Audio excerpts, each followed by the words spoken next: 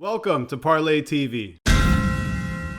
Plenty of things look easy at first. Skydiving, lion taming. From the comfort of your armchair, all sorts of risks look easy as Cristiano Ronaldo, Diogo Jota, and Bruno Fernandes literally blew Russia off the park in a clinical display of attacking football. Wow. Sorry, what did you say, Kobe? Wow, bro. Let's break it down. I am Pat Mayo, and I'm here to give you the best pick at the top of the board. The best bet, if you will. So I'm going to go with just under 25 for Middleton here.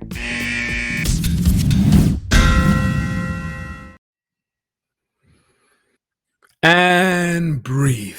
That was a frenetic and absorbing Christmas season in English football. But now we enter the new year, and as tradition demands, first weekend is the FA Cup's fourth round domain, where fairy tales are made occasionally.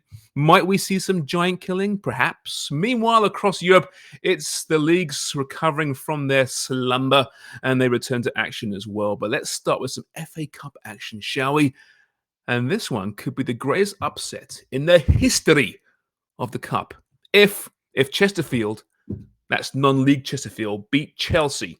Okay, bear with me, all right? If you're brave and are still inspired by Wrexham beating Arsenal in 1992, the one that's still arguably the greatest upset ever, then sure, throw some money down on Chesterfield at plus 2,900. But if you don't want to, guarantee a loss, both teams to score at plus 150 is actually tempting, given that the Blues have injury and COVID concerns. Anyway, will blood tons and tons of youth in this one, while Chesterfield, who are already in their fourth match of this year's Cup, are just bossing non-league football and will likely get back in the league and have Kabungo Shimunga. You knew that, right? Dominating with 18 in his last 20 matches, and he's piquing the interest of some pretty big championship teams right now. So goals will be scored in what should still be a routine Chelsea win. Now, in a week where we saw Chelsea play Tottenham, perhaps BorehamWood against AFCWimbledon doesn't provide quite the panache. But let me say the FA Cup fourth round is always amazing, with so many wonderful stories emerging, like non-league BorehamWood, who almost went under due to the pandemic, only to be saved by their chairman, Danny Hunter, who remortgaged his house. They find their feet and sit very much in promotion to the Football League, and that's the reality right now. They're playing great football, while AFCWimbledon, 2 divisions higher, have won just 6 of 21 and are mired in a relegation fight. Now listen, the gap between the Premier League to the lower leagues is enormous, obviously, but the lower down you go, the gap shrinks, which is why BorehamWood, I just love saying that, BorehamWood at plus 300 is too good to ignore. Book that tattoo appointment already. Now, looking way off in the distance and some outrights on who will actually win the Cup this year, now is the time to lay some money, with Man City sitting at a very likable plus 324, Chelsea at plus 665, and Liverpool at plus 674. Now, with the league all but done, it stands to reason that the Blues and Reds will start to put real emphasis and focus on this match right now and on this tournament, especially with Europe also in the foreseeable future. Trophies are trophies, right? And Liverpool, especially, despite enjoying an incredible current era, still have just 2 major trophies to its name of late. Now, they are the Champions League and Premier League, mind you, but still, you know what I'm saying. Moving on now, let's head to the continent, shall we? And, well, Ligue 1 has a Lyon against PSG encounter to salivate over. Long gone are the days of Lyon dominance, mind you. If you remember, that was just before PSG were acquired by a state and began disrupting the global order of all things football. So these days, it's 13th place Lyon and first place by a million miles PSG. All right, it's actually 13th. 13 points, sorry, but still, you get the idea. That being said, complacency can get to this PSG side. 2 draws against Lens and Lorient in December raised my brows, and there's a ton of noise once again surrounding manager Messi and Pochettino and his future, and also the future of Kylian Mbappe, who reportedly is once again in the crosshairs of Real Madrid.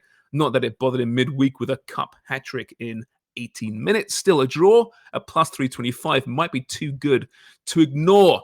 All right, finally over in Germany and back from the winter break, our very own Alphonso Davies is the latest Bayern Munich player to fall victim to COVID-19. But against Borussia Monchengladbach, that shouldn't make a difference. This is going to be one-sided. After all, the champs have scored 17 in its last 5 games, while Monchengladbach have conceded 18 in its last 5. But last time out, Borussia stunned Bayern 5-0 in the DFB Pokal. So revenge and goals galore are on the way, with Bayern to score in both halves at -138. Great value.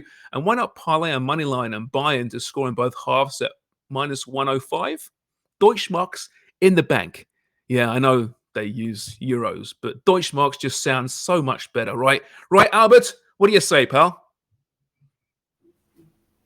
I'm with you, James. I love Bayern Munich. I don't know if I'm going to take them straight up, but I would like Bayern Munich. How about this? Plus both teams to score at +120. Yeah, why not? I mean, hey, listen, it's early in the next season, right? The break comes, and often you see these odd results in the first weekend back. And listen, Bayern are dominant, we know that, but perhaps at the back with Fonzie and company, out, there might be some holes potentially. Bayern are going to win, but hey, why not? Why not? Some goals apiece. Yeah, lots of COVID news as well for Bayern Munich. No Manuel Neuer, which is huge. And for some reason, Mönchengladbach is a bit of a bogey team for Bayern Munich. Winning 5-0, I think, at the beginning of the season was the Pokal Cup. And then I think another weird result. So a bit strange, a lot of injuries, but I do expect Bayern to win. What about BorehamWood, James? Is that considered a cup set over Wimbledon? Okay. It would have been 20 years ago, right? When Wimbledon was Wimbledon. But of course, they went under, moved to Milton Keynes. MK Dons were born. Out of those flames came AFCWimbledon, this new club created by the fans. And they've been kind of yo-yoing ever since, never really made the big push. So listen, when anytime a non-league team beats a league team, I think it is a cup set. You're right, but not a huge one. I mean, listen, I just want to see BorehamWood advance so I can say BorehamWood again next time around. It's maybe the best name in professional sports. I love the FA Cup, but I feel like it's losing that magic. I could be wrong. Yeah. I mean, we don't see as many upsets as we've seen in the past, obviously. I mean, you mentioned, Nottingham Forest way back when against Arsenal. That doesn't really happen anymore. You know what? See, I grew up watching the FA Cup when it was the big event, right? You watch the BBC or ITV the morning of the game. It's like the Super Bowl, right? There'd be, features, interviews. They'd follow the team bus through London towards Wembley. It was just amazing. I remember getting so excited. Plus, my team, Liverpool, generally won it every year, which really helped as well. But it was incredible. But you're right. Since then, it's not quite the same. I think the Champions League, as it's grown and become so important, it's taken away from the domestic cup competitions. It really has. That being said, I think in recent years, we've seen some great games, and it's got a bit of prestige back. It didn't help back in 2000 when United, they pulled out after winning the treble the year before because Alex Ferguson said, I'm not going to play in the World Club Cup and the FA Cup and the League Cup and the Premier League and the Champions League, right? So that kind of really, really tarnished it as well. But I still think there's some love there. Maybe it's on its ascendancy once again, but yeah, in modern sports, we know what's big, right? It's the domestic leagues, it's the European Cup. But like I said, there's always value and money to be won in the FA Cup, so don't ignore it.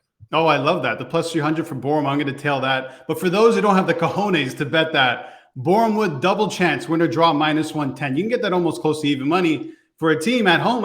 They've been pretty good, unbeaten in 12 home games at Meadowwood. I just learned that today. They play at Meadowwood, James. I've just learned it as well. Thanks. Let's touch on quickly PSG Lyon. I want to talk about Messi. When that was first announced, I was kind of like, I don't know. I don't think this is a good idea. And I don't want to say it hasn't worked out, but nothing's really come from it yet. It's been really disappointing, hasn't it, so far? I know he's been out injured a lot. He's began to score a few goals now. He's been fighting COVID recently as well. But, on paper, of course, Neymar, Mbappe, and Messi is just, it's just salivating. It's incredible, but it hasn't worked out so far. They're 3 enormous egos. They all want the ball. So we shouldn't be that surprised. More and more you hear, though, and you read, it does seem that it's becoming Messi's team, though. And he's very much the man, the big man on campus there, and that's maybe upsetting some other players. So there is a bit of disharmony in that room, which is part of the reason why I think Messi and Pochettino is probably best served if he just leaves this summer and goes to another club, because that's tough to manage. That being said, listen, they're 13 points clear in France. They're going to roll to Ligue 1 if they can win a Champions League, despite this dysfunction. then I guess it's worthwhile. But I was always disappointed, Albert, when Messi went to PSG, given he could have gone anywhere. He chose the money in the end. And I'm a huge Messi guy. I've always been Messi over Ronaldo, but I respect Ronaldo's choice to go to United far more than Messi's choice to go to PSG. I'd love to see him selfishly in the Premier League, of course, or find a way to stay at Barcelona. It didn't happen. He made his choice. And it leaves an unsavory taste in my mouth. And I think for me at this moment, his reputation's slightly tarnished. Yeah, I think it took a hit. And I want to talk about Mauricio Pochettino. I kind of feel for him. He must have, I would say, one of the worst jobs. And it sounds like that's crazy to say, having Mbappe, Neymar, and Messi on your team. But to try and manage those players, and now the expectation is it's Champions League or you're gone. Yeah, exactly. At this point, maybe he wants to just walk anyway.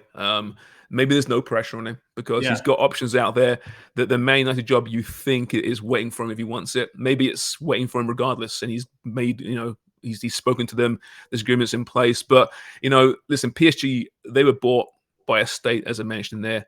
They're arguably the richest club in world football. I know Newcastle are bored now, but it's all crazy, isn't it? It's nuts. But they have to win the Champions League, right? This is sports washing at its very best. You're making a state look better, so you start winning championships. You sell your brands through that. They have to win, and if they don't win it this year, then I'm sure he is gone. But listen, there's been some good managers there. Most recently, Thomas Tuchel, right? Didn't work out. Couldn't handle the structure above him. Couldn't handle the egos, and he's doing pretty well at Chelsea right now. So if Poch leaves, it's another mistake by PSG. Yeah, Poch's former team. Lesson learned against Chelsea in the League Cup just yesterday. Yeah. What did you make of that performance? If I'm Conte, I'm rethinking about what I just got myself into, because I don't even think that he knows until now how much work is actually needed at that Tottenham side. Well, yeah, I mean, listen, Chelsea's better than Spurs, right? It's that simple. They won 2-0. They're better. But I think overall, you've seen some improvements, certainly. Consider that Spurs was the team that ran the least in the league when Conte arrived, and now the most recent games they've run the most in the league. So it's having a real effect there. There's some really good players there, right? Harry Kane's going to start scoring. He is starting scoring again goals. Whether he stays there, that's the issue. Can he convince him to stay there? Lucas Moura's looked really good as well. I still have faith in Spurs for a real good fourth place battle. But yeah, it's a big job. And can they break into that top three the next couple of seasons? It remains to be seen, doesn't it? I'd be quite surprised. He's going to demand money is spent this offseason, maybe even starting in January. Yeah. If that doesn't happen, watch out. Hold on to your seats, because Conte, when he's not happy, generally upsets those above him and generally leaves, in a big sulk. And listen, Spurs are no strangers to that. So it's going to be a fascinating team to watch the next couple of seasons. Yeah, if it's going to happen somewhere, it'd probably happen at Tottenham, a team that's broken many a manager. But one more thing before I let you go, Chelsea plus under 4.5 goals is what I'm looking at in their matchup against Chesterfield, plus 180, just because a lot of injuries, a lot of COVID going on over there. No Conte, Thiago Silva's out, Mendy's at AFCON. So it's going to be a young team, not the same Chelsea team. And even with their first team, James, Chelsea isn't a team that blows other teams away. No, but we've got to realize it's Chesterfield, right? They are non-league. And I know they've looked really good this season, and they might, like I said, perhaps score a goal in this one. Chelsea should roll. And they're kids, they're hungry, right? This is a chance where you really make a name for yourself. You stake your claim for a squad place. So you're going to see that, I think. You see blowouts in this round as well. You do see the occasional replay forced. It doesn't happen that often at this level. Perhaps we think about the Forests and the Wrexhams of the world, but it's very rare that you see that. So there's many teams between Chesterfield and Chelsea. What is it, like 90, 80, 90, around there somewhere, right? Yeah. And there's a big gulf. It's a huge gulf. So I would say over. It's going to be a blowout, maybe a 5-1. I'd be happy with a 5-1. I think we'd look good at a 5-1. Yeah, both teams to score plus 150. You've talked me back down to earth with my pick. I'm thinking they're going to go in there and just kind of cruise to a 2-0 win. But nonetheless, James Sharman, thank you so much. This has been Fast Money Football. Make sure you follow us at The Parlay on all of our social media channels. Thanks, guys.